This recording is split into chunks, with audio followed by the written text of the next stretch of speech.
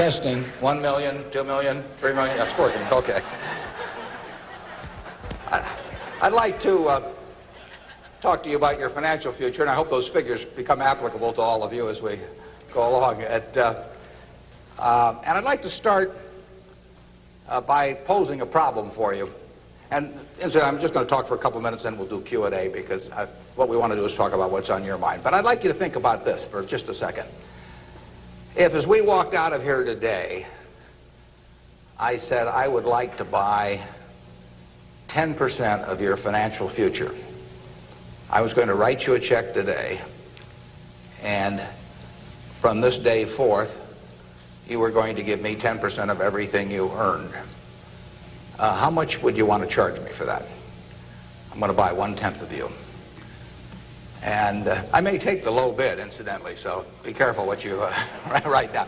Well, I think if you thought about that a little while, you can contemplate that for a few minutes. You know, you're going to get a check from me today, and you can do anything you want with the money, but from this day forth, you have to give me 10% of what you earn. I think it would be very foolish of you, any of you, if you asked for less than, say, $50,000. Now, it's going to be a few years before you're out earning money, and so I've got a few years of dead money there. But then I would start getting this royalty on you as you went along. So I really think that if you thought about it, most of you would want a fair amount more than that, and I think you'd be right. Fortunately, I didn't make this deal with anybody when I started out, so nobody's got a 10% royalty on me. But I think that $50,000 would sort of be the absolute minimum. And if you think about that, that means that right today, you are worth $500,000, because if 10% of you is worth $50,000 in cash today, your potential is worth a minimum on a 100% basis of $500,000. That is the big financial asset you've got. It's way more important what you do with that $500,000 asset that you own today than whether you decide to buy stocks or bonds, or whether you put your money in a mutual fund or pick your own stocks or anything of that sort. The biggest financial asset that you have going for you by miles is the value of your own earning power over the years. So that's really what you should focus on. If you're focusing on your financial future, that means you should focus on you. Because whether your 10% is worth $50,000 or $100,000 or $300,000, which would be $500,000 or $1 million or $3 million for all of you, whether it turns out to be one or the other is really dependent in a very large part on what you do in the next few years. All of you in this room have the brains to do extremely well in life. You've all got the energy to do extremely well in life, and then the question is, how do you apply it? If you've got a 200 horsepower motor, do you get 200 horsepower out of it? Do you get your full potential, or do you get 100 horsepower or 50 horsepower? Now, there's two things that can hold you back in getting the full horsepower out of your engine, whatever it may be. All of you have big enough engines. And one of those is a lack of education, but that probably isn't going to happen to very many people in this room. If you did have a lack of education, if you didn't have a chance to get a decent education in life, it wouldn't make any difference what that potential was, because you'd never unlock it. But the second most important thing, and equally as important, is in terms of the habits that you develop, in terms of what you do with yourself. When we hire people, we look for three qualities. We look for integrity, we look for intelligence, and we look for energy. But if they don't have the first one, integrity, the other two will kill you. Because if you're hiring somebody without integrity, you really want them to be dumb and lazy, don't you? I mean, the last thing in the world you want for them is to be smart and energetic. So smart and energetic only goes with integrity. But the nice thing about you make your own decision on that. You can't change your IQ or how far you can throw a football or how high you can jump or the color of your hair very easily. But you can elect to have integrity that matches anybody else's. And if you match that with intelligence, which you have, and energy, which you have, you will get an extraordinary result, and you'd be very foolish to sell me 10% of yourself for $50,000. On the other hand, if you don't match it with that, your potential will, in a significant part, go unused. And I'll give you a little simple tests to apply in terms of thinking about the kind of habits you want to develop. Because you can have any habits you want to be. You can be lazy, you can be prompt, you can be late, you can be honest, you can cut corners. I mean, you have all these choices. And those are choices for you to make. Nobody else is going to make them for you. And I would suggest that you play this little game with me, too. Think about the person you would most like to be in life. So maybe it's one of your contemporaries, maybe it's somebody a little older, but pick out the person you admire the most, the person that you'd change places with if you could. And then write down why you admire them. Just put it on a piece of paper. And then figure out the person that you would least like to change places with you. Who really turns you off? Who do you find repulsive? And list the reasons why that person turns you off so much. And put those down on the other side of the paper. And then look at that list. And you'll find that everything on the left-hand side, what you admire in other people, the qualities they bring to life, cheerfulness, generosity, all kinds of things, you'll find those are things you can do yourself. It's very simple. You got to apply yourself, but the habits you form in doing that early on will carry you through life.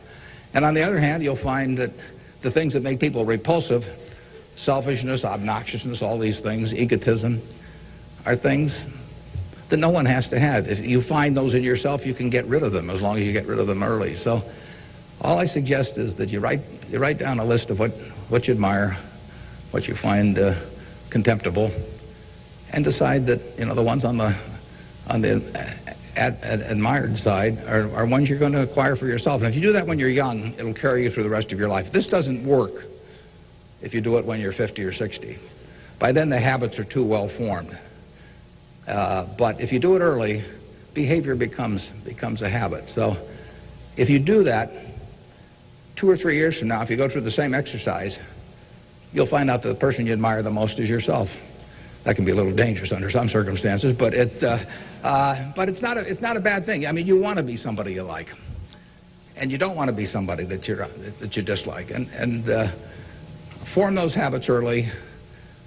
You basically can't miss. Now, I'll give you one other small piece of advice that's just a corollary on this, and then we'll get to your questions. And that is, as a general matter, as a one piece of specific financial advice, I would say, avoid credit cards. Just forget about them. We're in various businesses that issue credit cards. The American public loves credit cards. But if you start revolving debt on credit cards, you're going to be paying 18 or 20%. And you can't make progress in your financial life going around borrowing money at 18 or 20%. You can make a lot of money by lending it out at 18 or 20% over time. If you can find anybody that's good that will borrow from you. But you don't want to be on the side of the equation that's always behind in life. I was lucky. I'd saved about $10,000 by the time I got out of school. That $10,000 was really worth millions I might have earned later on, because after you get a family and everything, the expenses roll in. But those were my tools to work with, but it was only because I was ahead of the game. If you're behind the game by $10,000 at some point and paying 18 or 20% interest on it, you'll never get out of it. So the trick, I've got a partner that says, all I want to know is where I'm going to die, so I'll never go there. And that's true in financial matters as well. You want to figure out where you don't want to be ahead of time and avoid that. And I get about a dozen letters a day from people who are having terrible problems. And there are two reasons why they have terrible problems. One is a number of them have had health problems of some sort. I mean, they have really been hit by or somebody in their family has been hit by some kind of catastrophic illness. And that is it's a terrible thing to happen to any family. And they run up bills they can't pay, and really only society can solve that one in terms of protecting people against that. That's just plain bad luck. But the other one is from people who run up credit card debt, and they're facing bankruptcy, or they've been through bankruptcy once before, and they owe a whole bunch of money, and they can't even pay the interest, let alone pay any principal. And half of my letters come from people like that, and that problem is avoidable. Catastrophic illness is not, but credit card debt is something you bring on yourself, and it's way better, it's way easier to stay out of trouble than to get out of trouble financially. And I will guarantee you, if you run up big credit card debts, you will be in trouble probably the rest of your life in terms of your financial situation. On the other hand, if you get ahead of the game, even it's on a very modest scale, so that money is coming in from investing, and people owe you money or equities owe you ownership, you'll be way ahead of the game compared to paying it, paying your creditors every month. So my advice to you is, if you can't pay for it, don't buy it, and get yourself in a position where you can pay for anything, and then we'll be glad to see you at Borsheim's or the Nebraska Furniture Mart. Now let's have some questions. Do we have a mic out there that people can either go to or that travels around? And I can't necessarily see too well from we're going to have one mic on each side, so just raise your hand and wait for us to come to you. Okay, we have somebody up front who would like a mic. Anything that's on your mind, ask about. Don't be bashful. Yeah, how would you advise people who aren't necessarily going into a career field in which you would make a large base salary, such as like medicine or something like that, maybe performing arts or music? How would you advise us to keep up financially with the rest of the world? Well, it is true that a market system does not pay as well in some activities as might seem appropriate for the importance of those activities to society. Just take teaching, for example. I mean, teaching does not pay well. And what could be more important? I mean, you've got to be as interested in who the teachers of your children are as who your accountant is, or whatever, or who's winning the heavyweight title of the world, or that sort of thing. But it doesn't pay well, and it's a fundamental choice whether you're going to go into something. For many people, it'd be a fundamental choice whether you're going to go into something you love or something to try and make a lot of money. I think that generally it pays to go with what you love. I think that it's very hard to find people when they get to be my age who say that they've loved what they've done all their life and feel it was very worthwhile, but they're terribly sad they made that choice because they didn't make a lot of money. I don't think anybody's ever said that to me, that they wish they'd gone into something else where they were uncomfortable doing it or didn't enjoy it, didn't feel very productive, but made a lot of money. So I don't think you'll find that. So I would go to work. I would go to work in whatever turns you on. It may turn out that it'll be more profitable than you can think, but almost everybody here will make enough money, unless they get some terrible habits along the way, to do reasonably well. And doing reasonably well in this country really is pretty darn good. I mean, it's not necessary to have huge amounts of money in order to enjoy yourself. I enjoyed myself when I had my $10,000, and I live in the same house that I lived in when I had about that. I bought it 41 years ago. I liked the house then. I like the house now. I mean, if you think about it, if you have a reasonable job, you'll be eating at McDonald's and I'll be eating at McDonald's. So we're to push on food. I mean, in fact, I hope it's Dairy Queen, actually, and and if you come to Dairy Queen, you'll see me. And you can order anything on the menu I can order, and we both can afford it.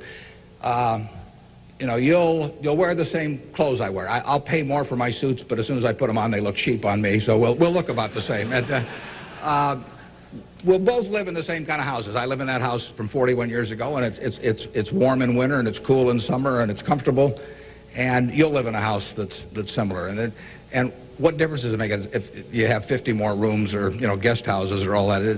It'll probably just bring you problems. I mean, you have to worry about the greenskeeper or something when you get through. So I have been in the houses of people where the houses are worth probably 200 times what my house is worth, and I would not be any happier in those houses at all. In fact, I'd be less happy. I just have one more thing to worry about, and dozens of people around the place, and people quitting, and people stealing from you, and all kinds of things. To hell with it. We'll drive the same kind of car. In fact, you'll probably drive a better car. I drive a car that's about 8 years old. I don't know what it's worth now, but it gets me around fine. I mean, I'm perfectly happy. We'll watch the same television. We'll work on the same computer pretty much. The only difference will be how we travel long distances. You know, I will fly in a plane that's more comfortable than flying Southwest Airlines or something, which I've got nothing against. But that's the one real big difference. And other than that, I do what I like every day. I hope you'll do what you like every day to do. And I work with nice people. I hope you work with nice people. And there's 24 hours in the day, and those are where the hours go. So great wealth is the tiniest bit different in a real sense than having just a decent income. And to trade a decent income and something you love doing and something where you feel worthwhile doing it for huge wealth where you trade off a lot of your principles would be a terrible mistake.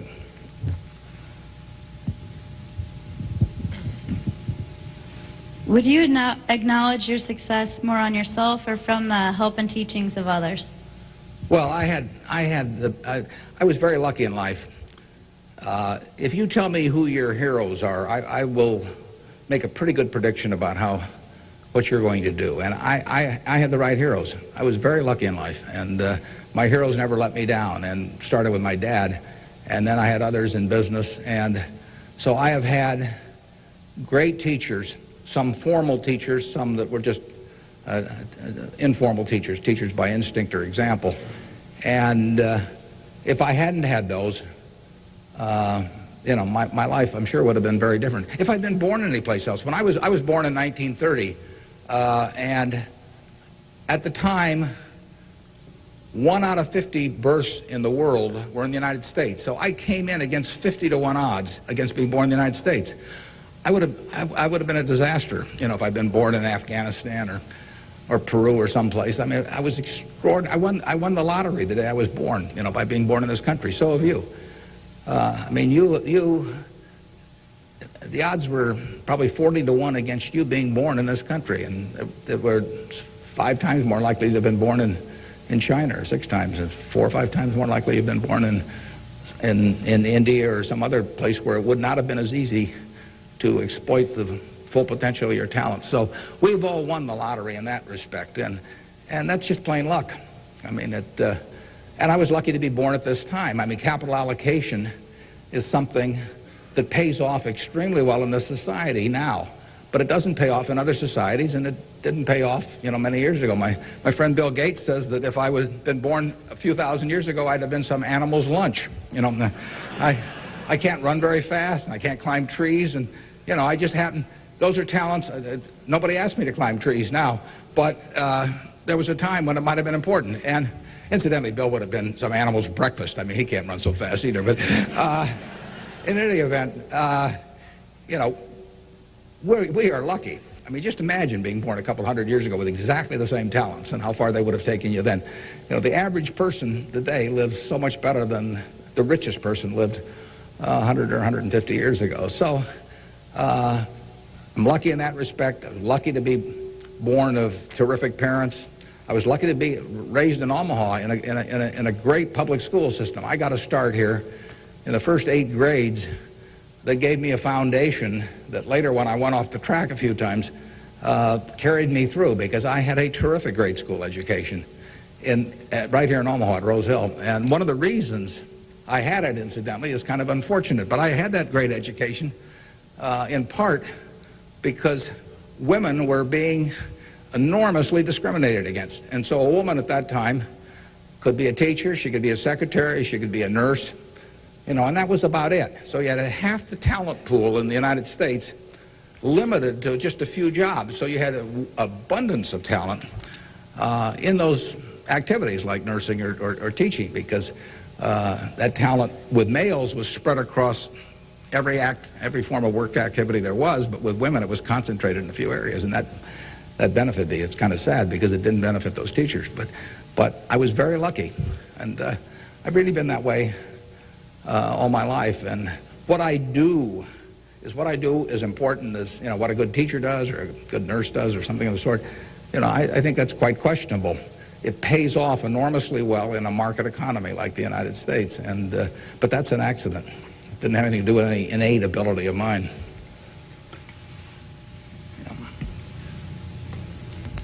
My name is Marina Tsed, and I attend Omaha Central High School. Good for you. Fine institution. Now, Mr. Buffett, technology has been a great factor in stimulating the world economy. What are your predictions for the future of the technology industry, and what is its future role in world economy and the United States economy? Yeah, well, there's no question it's turning the world upside down. It's done it somewhat already, but it will, it's just beginning, but it's moving very fast.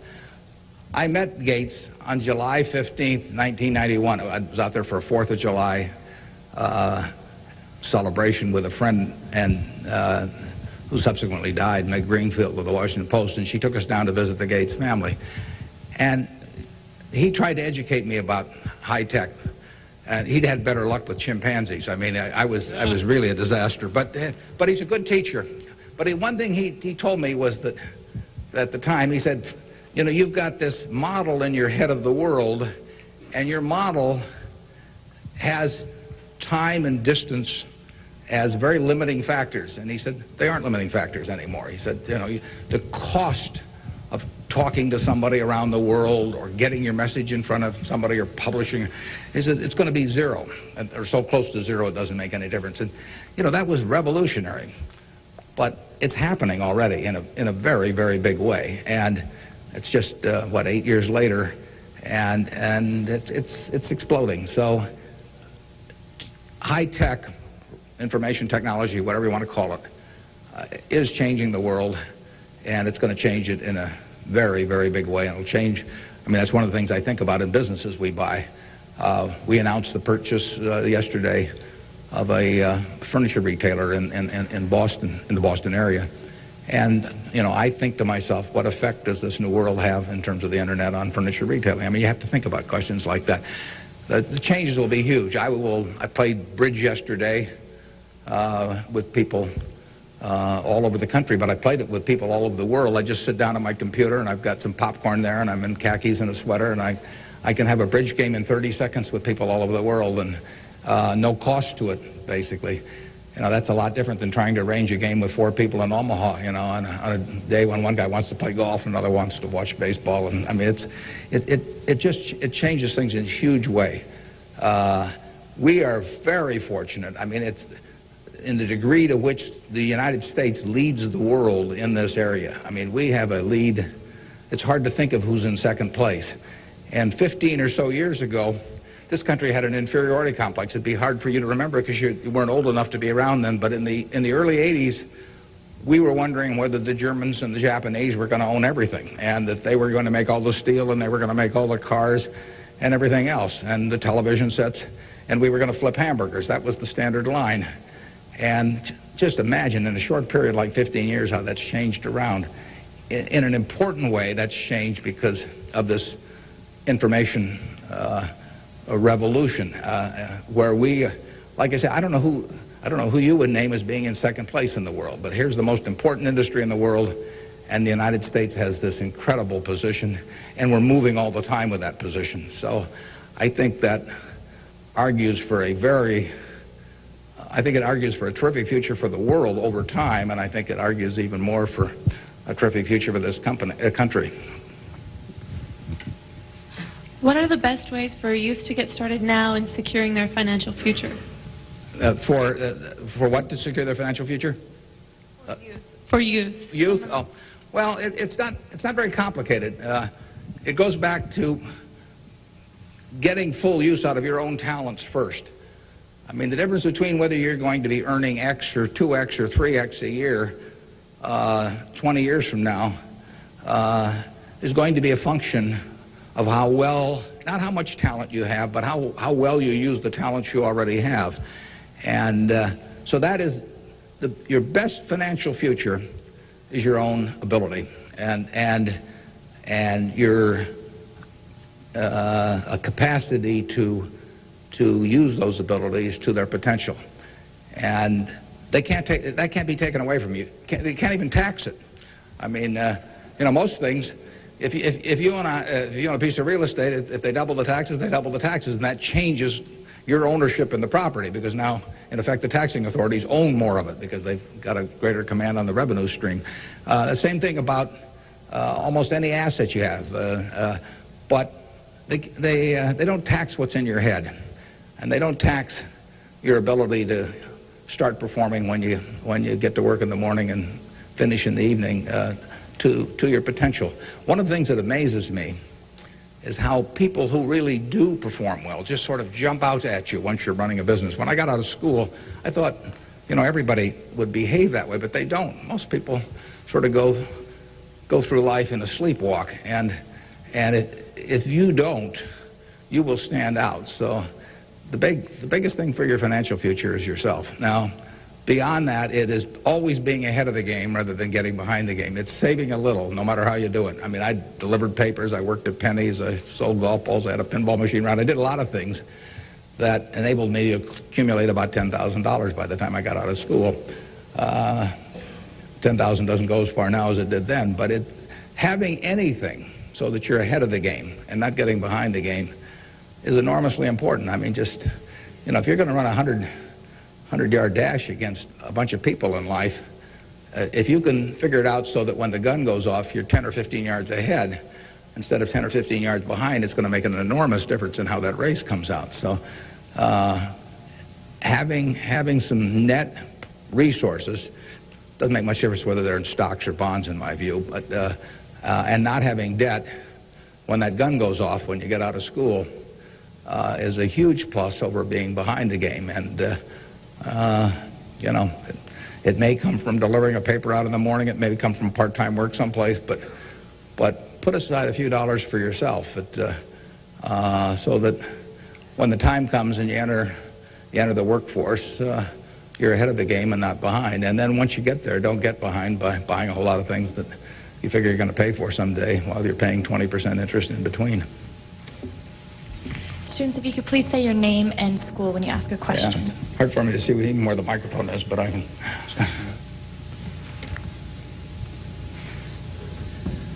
My name is Patrick Doherty, and I'm from Pillion La Vista High School. I was wondering, with the increasing costs of education today, what can students do to deal with their debts once they're out of college? Well, that's a tough one. I mean, I guess I'd pay it off as fast as I could, and I would incur as little debt as possible before that time came. And I would say this, in my experience in business, there is very little difference, if any, between a very high-priced business education and what's available for a lot less money. So I went to the University of Nebraska at Lincoln my last year in college. I went to Wharton for a couple of years before that. I learned just as much at the University of Nebraska as I did at Wharton. And it's nothing against Wharton. I mean, it's just we had a very good school here. I had some terrific professors at Lincoln.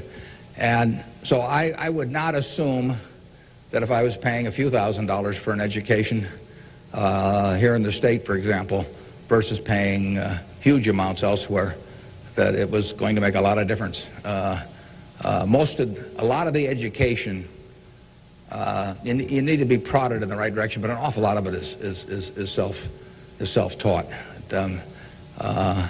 I mean, Andrew Carnegie did a wonderful thing in this country in terms of libraries, and I used to spend a lot of time at libraries. I even got locked in at the University of Omaha, what was then the University of Omaha, and I couldn't get out for hours. And one night I got so entranced with what I was reading. But there's all kinds of information available now with the internet. It's so much easier than it was then. So it's out there to be taken, and it isn't necessary to pay $30,000 or $35,000 a year to go to some big name school to get the education at all. I mean, if you're going to learn accounting, which is probably the most important course you'd take in business, if you're going to learn accounting, you can learn accounting absolutely as well, in my view, going to UNO as going to Harvard. I mean, I see. I'd bet on that, and so I wouldn't run up huge bills in terms of getting a business education. Now, if you're going to get a medical education, I mean, there's certain professions where there may not be any way around spending a fair amount of money and getting in debt to some degree. You've got to make that decision yourself, but I'd certainly try to minimize it. And And I would have it figured out how I would handle that debt in, say, a 5-year period after I got out of school, or I would think twice about incurring it. There's a question up here, if we can bring a microphone. My name is Kyle Clark. I'm here representing the Omaha Youth Advisory Council. What advice would you have for a forming nonprofit organization? For forming a nonprofit organization? Well, I've always tried to avoid forming nonprofit organizations. But well, that would depend entirely on what I wanted to accomplish. I mean, it'd be one thing if it was a hospital. It could be another thing. There's so many types of it. So you've got to get people that are experienced and involved in an entity like that. And but it depends so much on the objective you're working at. Yeah, no, I promised this young lady here microphone for a long time. Hi, my name is Kara Harbert, and I attend Millard West High School. And I understand that you're very civically involved, and I was wondering how important of a quality you think that is for an individual in life and why. Yeah, well, I wouldn't say that I am that. I mean, I do certain civic things. I think your model as a citizen, for example, in Omaha would be Walter Scott. I mean, he is far more civically involved than I am, and incidentally, his predecessor, Peter Kiewit, was too, but Walter's carried it to new heights. So I don't want to take on any mantle for that myself. I do some things. One of the problems I have is I love what I do so much that it sort of takes over. I mean, I'm like a guy that likes to play a lot of golf or something, except I like the business I'm in. But I've got a family that participates very actively. Some of my children work on almost anything that comes along in the civic area. And, you do, in the end, people do what they want to do to quite a degree. And I think I've never talked to anybody that enjoyed working in civic activities that didn't feel where it was very worthwhile after they've done it. I mean, they've built something, and participating in building something is always a lot of fun. And actually, you can have a good time. We have this golf tournament, for example, in September, and we raise some money for civic things, but everybody has a good time, so nobody's paying any price by doing it. I'm having a good time. The people who come are having a good time, and we get to show Omaha off to people. But you should be enjoying things you go along, and you will if you work in civic activities that interest you. And you can do the same thing in politics. I mean, if you find political ideas or politicians who particularly you identify with, you can get a lot of self-satisfaction out of working, and you're doing something worthwhile. So just follow your instincts on that. That'd be my recommendation.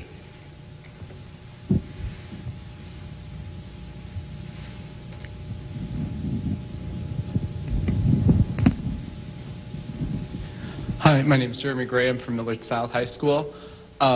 We're probably the elite youth of today, and I have a question. What do you see as the biggest economic problem facing the youth of today going into the future? Yeah, I don't think that you're going to have enormous economic problems. I think you will live in a society where the average person lives better by a significant margin than the average one of a generation earlier or 2 generations earlier. That's been the history of this country. It's a marvelous country that way. I mean, when you think of it, we have 4.5% of the world's population, and what's been accomplished here is incredible. 53% of the value of corporations that are publicly traded in the world exists in the United States with 4.5% of the population. This country always has done well.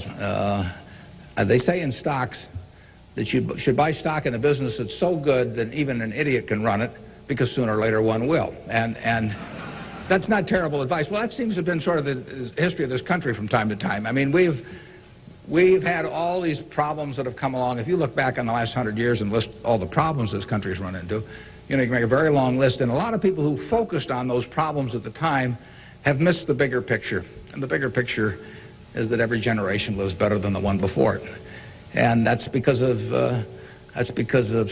savings, because savings enable people to create new tools to do better things as they go along. And it's also due to an environment that lets people realize their potential to a greater degree than most other environments in the world. It's far from perfect. I mean, it's sad how far it is from perfect, but it is better than anything else around. I mean, in this country, you don't have some commissar or something running a big business in this country. You've got a guy like Jack Welch, and a fellow like Jack Welch makes a difference of night and day in terms of the productivity of that business over a period of decades. And productivity is what causes the standard of living to rise. So a system that throws up the Jack Welches of the world to run businesses is going to have an enormous advantage over a society that does it by heredity or that does it by government edict.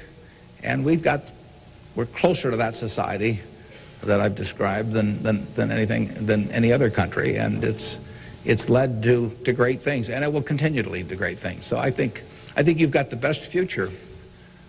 You don't face a war, and you've got a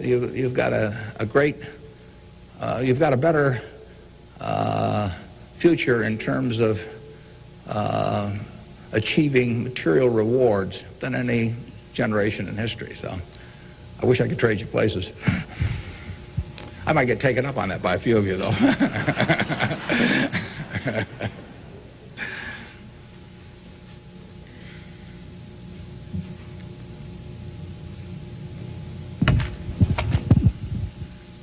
Hi, I'm Ryan Wilkins from Millard West High School, and I was wondering if you could speak for Mr. Gates, were afraid of the impact on Y2K on the economy, or specifically the stock market. Yeah, well, I'm glad you gave me a chance to bring in other people, because I'm the last guy in the world to understand about Y2K. I don't know why this microphone's working. I don't know, why lights go on. Or I flip on the switch of my television set and pray. I mean, it's all beyond me. But I would say this: the smartest people I know in that area, in large part, think it's going to be a non-event. In this country. I can't speak for the rest of the world, but so I think you'll wake up on January 1st and find the world hasn't changed from December 31st. Now, I would say this: you might get a whole bunch of friends to write you checks for $1 billion on December 31st and then deposit them, and who knows what'll happen? You can't lose anything. I mean, all they do is bounce, and if the system gets fouled up, you might find a lot of money in your account. But I wouldn't count on it. We own a company called Executive Jet. We have about 1,400 or 1,500 customers who own pieces of airplanes with us, and so we've got 160 of their planes and some of our own flying around. It'll be very interesting to me to see what the advance people let us know ahead of time when they want to use it. It'll be very interesting to see how many sign up for January 1st at 12:01, but it wouldn't bother me to fly him in the least on January 1st or do anything else on January 1st. Ideally, I hope they're getting prepared to watch the Huskers play in the big game. I'm Jamie Solis from Twin Valley, and I was wondering, how do you decide what you invest your time and money in? Yeah, well, I like to find businesses that have good economics. Now, what are good economics? Well, good economics are a business that has some kind of a moat around it that makes its product or its service or its location or something a little more desirable to the customer than any other sort of comparable product. The number one candy bar in the last 30 or 40 years has been Snickers. People don't fool around with different candy bars. They fool around with different length dresses. They fool around, with all kinds of things. But they don't fool around with candy bars because they figure, they're going to go in and lay out 50 cents or whatever it is and put it in their mouth. And they're not going to, for 50 cents and putting it in your mouth, I mean, you're not going to say, I'll lay out 45 cents and put something else in my mouth. So you find that very stable. And we like businesses that we think we can figure out where they're going to be in 10 or 15 years. I don't know where the information technology businesses are going to be in 10 or 15 years. I know where Snickers bars are going to be in 10 or 15 years. They're going to be selling just about the way they do now. I know where Wrigley's gum is going to be in 10 or 15 years. There's not going to be a lot of innovation in chewing gum. The internet's not going to cause people to quit chewing gum either. I mean, Gates may think so, but I don't think so. But it's predictability regarding the sustainability of a competitive advantage, something special about a product. So we look for those kind of products, and then we look for people that are running the business that are honest and able. And, you know, it's easier to find people that are honest and able than it is to find businesses that are going to stay wonderful for a long period of time. There are a lot of businesses that looked like they were going to stay wonderful that really evaporated over time. But that's what we're looking for. And the nice thing about it is we don't have to find very many. If we find one a year, that's terrific. You know, because you don't need 100 or 1,000 great investment ideas to do well. You need a couple. And the discipline is the most important thing. We don't need brain power. We need discipline. You don't need 150 IQ to do what I do, thank God. You know, you don't need 140. You don't need 135. You may need 115 or something like that. But you do need discipline. You have to wait until you see the fat pitch to swing at. Because investing is a no-called strike game. You know, if I were a baseball player and I only liked pitches 2 inches above my navel, you know, some guy could learn that and he could pitch me, you know, 3 or 4 inches below that, and I get called out on strikes because I never find a pitch I like. You can get called out on strikes in baseball. You have to swing at pitches that you don't even necessarily like, particularly after the count gets to 2 strikes. In business, you don't have to swing at anything. You can sit there and the paper says General Motors at 68, or it says General Electric at 115, or it says General Dynamics at 63. And if you don't like those prices, you don't have to swing. You can wait there day after day after day after day, and there are no called strikes. Now, when you swing, when you decide to buy something, then, you know, if you swing and miss, it's a strike. But it's a marvelous game to be in because there are no called strikes, and you can simply wait for that one time in a month or 6 months or a year or 2 or 3 years when you really know what you're doing, where you like the price, where you like the people running the business, and then you swing, and you only need a few swings in your lifetime. So that's the way we try to pick businesses. We try to stay with things we understand. I mean, there can be all kinds of wonderful investment opportunities out there that I don't understand. I don't know what cocoa beans are going to do next year. You know, maybe you know, but I don't know. I don't know what crude oil is going to sell for. But I don't have to know. I just have to know the things. I have to know what I know. I have to know where the limits of my understanding are, what I call what my circle of competence is. And if I'm only able to evaluate 5% of the businesses in the world, no problem. I just stay within that 5% and try and find something. And that's, most people get in trouble because, in investments, because they get itchy. You know, they can't discipline themselves, and they hear about other people making money. Nothing upsets people so much as to hear about their friends making money. I mean, that's very destructive to discipline because they think, you know, I'm smarter than that guy next door, and he just bought that new car with the money he made trading stocks on the internet, so why can't I? Well, the answer is you can't over time. You will lose money if you trade stocks actively. And it's hard to exercise the discipline. But anytime you buy something, you should be able to take out a one-page sheet of paper and say, I'm buying General Motors at 65. I'm buying General Electric at 150 because. And you should write down the reasons. If you can't fill out the sheet, if it's because somebody told me about it at a cocktail party last night, that's not good enough. If it's because my broker told me about it, that's not good enough. You know, it's you've got to have a reason for thinking that it makes an intelligent investment. You do the same thing if you're buying a farm or an apartment house. If you're buying a farm, you'd say, I'm buying this farm at $1,000 an acre because I think I can earn $60 an acre on it if corn sells at such and such and soybean sells at such and yield is such and such. And you'd figure it out. That's the same reason you buy businesses. And when you buy stocks, you're buying a little piece of a business. And that's probably the most important thing to remember in investing is that when you are buying a stock, you're buying a little piece of the business. And if you are buying it at an attractive price for the business, for the whole business, you're going to make money. And if you aren't, you know, over time you won't make money.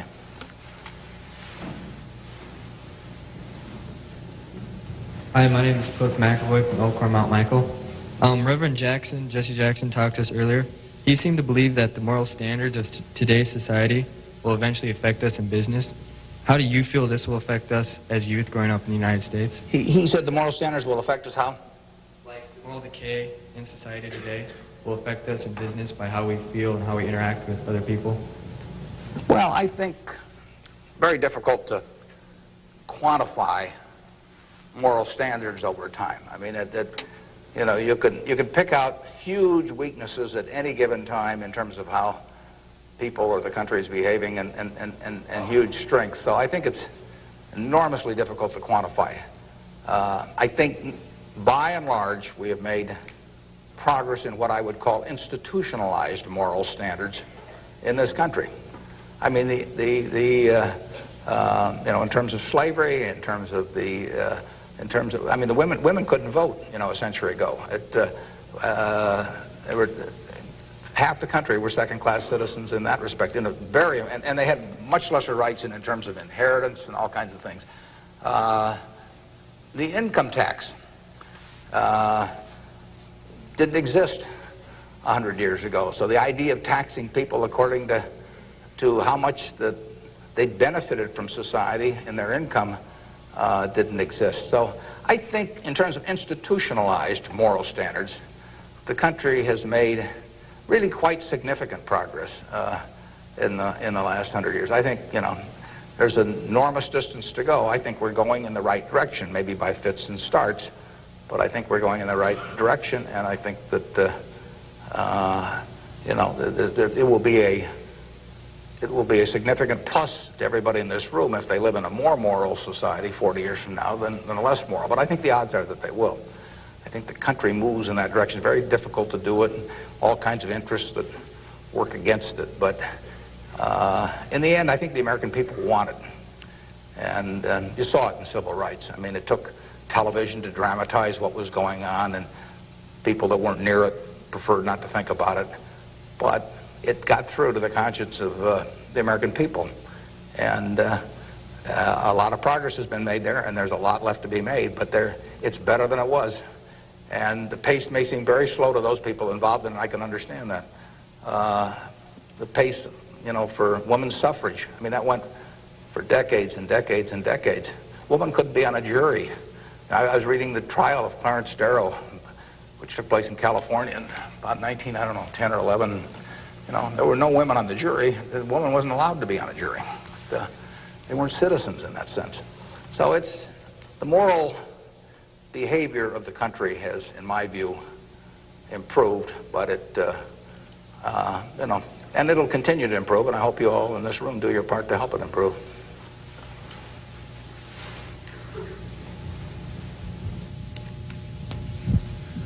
Hi, I'm Nick Jors from Central High, and I was wondering how, since the stock market's so high right now, if it'd be smart for us to get involved now, or to wait till it goes down a little, or what? Yeah, I can't tell you whether or not to buy stocks now generally. I think it's important that you save money, you know, and whether you put it in the stock market or not, I don't think is terribly important. I think if you're interested in stocks, you should buy it, you know, and you've got a little capital, you should buy a few. I mean, I don't think there's any way of learning about them better than experiencing it. Doing it on paper isn't the same. I can guarantee you, if you lose money on paper or lose real money, it's a different experience. And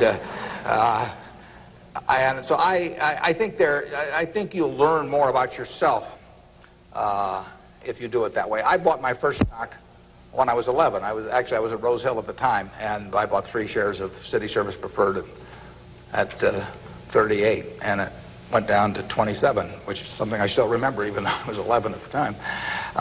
And then it went up to 40, and I sold it. I made $5 on my 3 shares after commissions, and then it went to 200 and something. So, you know, I probably remember that a little better than if I'd been doing it on paper. You know?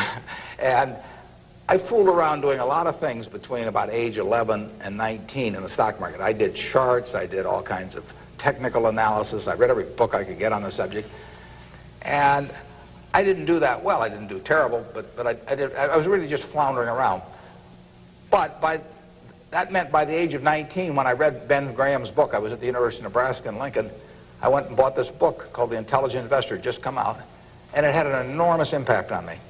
Now, if I hadn't done, in the previous 8 years, if I hadn't been all over the lot, I'm not so sure that book would have had the same impact on me. I mean, by that time, I was prepared to read Ben Graham's book, which changed my life financially in an incredible way. I mean, I wouldn't be up here today if I hadn't read that book. But yeah, part of life is getting prepared so that when something does happen that's significant, you can grasp the significance of it and know what to do with it. And I would say that first 8 years of fooling around, even though it produced nothing financially to speak of, produced a lot in terms of getting my mind prepared for when I really did read something that made sense. And so I was ready to accept it. And I actually went back and went to Columbia to study under Graham, and because of reading that book, and all kinds of things flowed out of it. So I would encourage you, if you're interested in the field, to do a few things. I'd still try and make it as intelligent as possible. I would try to stick with businesses I thought I understood. I'd still get out that sheet of paper and I'd write, I'm doing this because, and just test my reasoning. And then I'd go back and read it a year later and see whether what you thought would be true turned out to be true. So I would always check myself. I believe in grading myself on everything. You know, doctors have postmortems, and they do it because they learn from postmortems. In business, people don't like to do postmortems. When I can be on the board of a company, and they can building plants or buying companies, and they never wanted 2 years later to run a check on how that decision turned out, because it can be unpleasant. But you learn from postmortems, and you don't want to learn. It's way better to learn from other people's mistakes than your own, but you got to learn from a few of your own too. And the time to do it is when you're young. We can do maybe one more, and then we wrap this up at one, do we? Or maybe two more. My name is Pete Walsh. I'm from Creighton Prep, and my question is, to what extent do you feel that the government, with the current policies of welfare and Social Security, is it financially competent and fiscally prepared for the future? Well, I think that the country as a whole is quite well prepared for the future. That doesn't mean I would adopt every policy they have, but I think we have an enormously rich society, and it'll get richer. Everyone isn't going to participate in that. Some won't participate because of physical disabilities, others because of mental disabilities, others because of shortcomings in the education they received when they were growing up, all kinds of reasons. We have a prosperous enough society to be able to take care of those people, and we should take care of them. And how we do it so that they feel most useful in life, and how we do it so that we continue to encourage people to be more productive themselves and all that. I mean, those are not easy questions, but that shouldn't take our eye off the ball of feeling we should do something about it. I pose this problem sometimes to people. I say, let's assume that it's 24 hours before you're born. And all of you can take this test, 24 hours before you're born. And a genie comes to you. And the genie says, what was your name again out there? Whatever. We'll call you Joe. And the genie says, Joe, you look pretty promising to me. I think you've got kind of a sense of fair play and a good mind. And so I'm going to let you have an extraordinary opportunity. I'm going to let you design the world into which you're going to be born in 24 hours. It's yours. You pick out the political rules, you pick out the economic rules, you pick out the social rules, you design the world. And when you're born in 24 hours, you're going to be born into that world. And that's the world that's going to exist for your lifetime, for your children's lifetime, for your grandchildren's lifetime. And you, having heard of some of these genie jokes in the past, would say, what's the catch?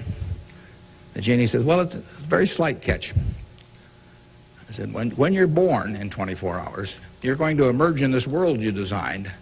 But what you don't know is whether you're going to be born black or white, male or female, rich or poor, bright or retarded, able-bodied or infirm, in the United States or Afghanistan. All you know is that you're going to reach into this barrel, which now has 6 billion balls, as we know, representing one person, every person in the world, and you're going to participate in what I call the ovarian lottery. You're going to take one ball out of that barrel, and you're never going to get another ball. That's you. You're going to get one ball, and now you're going to emerge. Now, what kind of rules do you want to have for that society, not knowing which ball you're going to get? Now, that I put to you is the way I think people should think about social policy. And if you're lucky enough to be born in this country, you've won the lottery already. But we should have a system, in my view, that encourages the Jack Welches and the Bill Gateses and all of that to work far beyond the time when it has any economic significance to them. We want people commanding those resources who are extremely able at commanding them. That's how the standard of living moves forward. So we should want, Tom Osborne coaching in Nebraska. We should want Bill Gates designing software, and we don't want to mix up those two. We don't want to get Bill coaching in Nebraska. So you want a system that gets people to their potential and puts them in the position where they can do the most good for society. But you also want a system for the people who get the wrong ball. I mean, somebody's going to get the ball, that says 80 IQ. Somebody's going to get the ball that says this disease or that disease early in life that cripples them.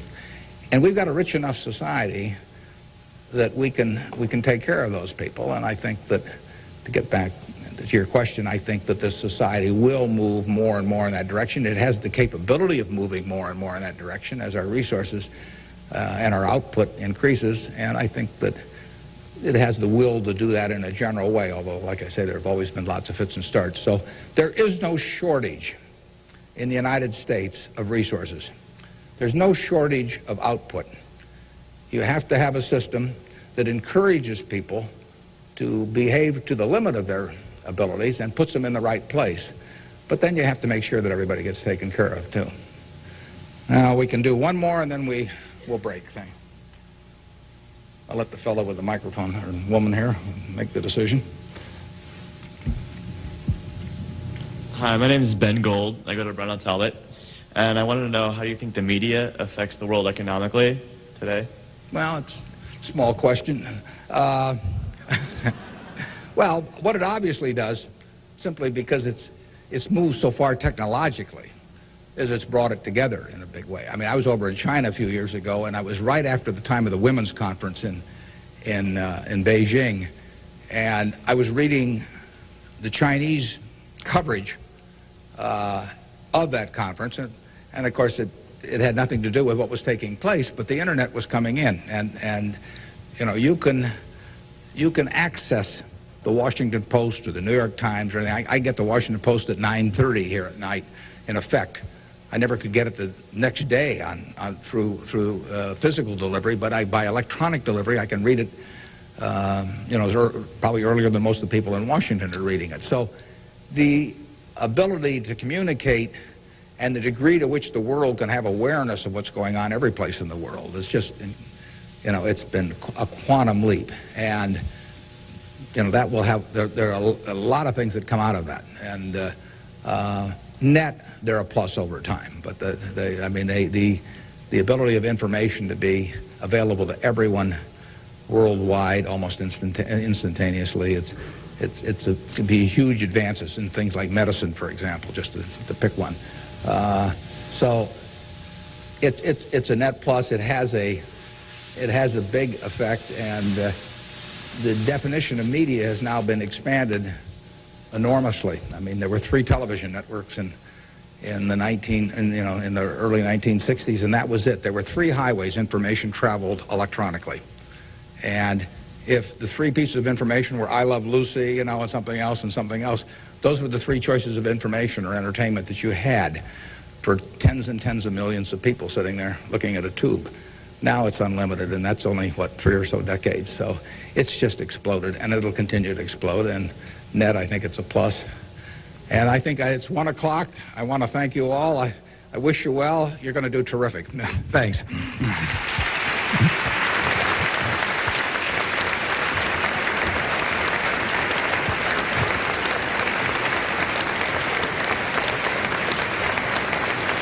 Thank you.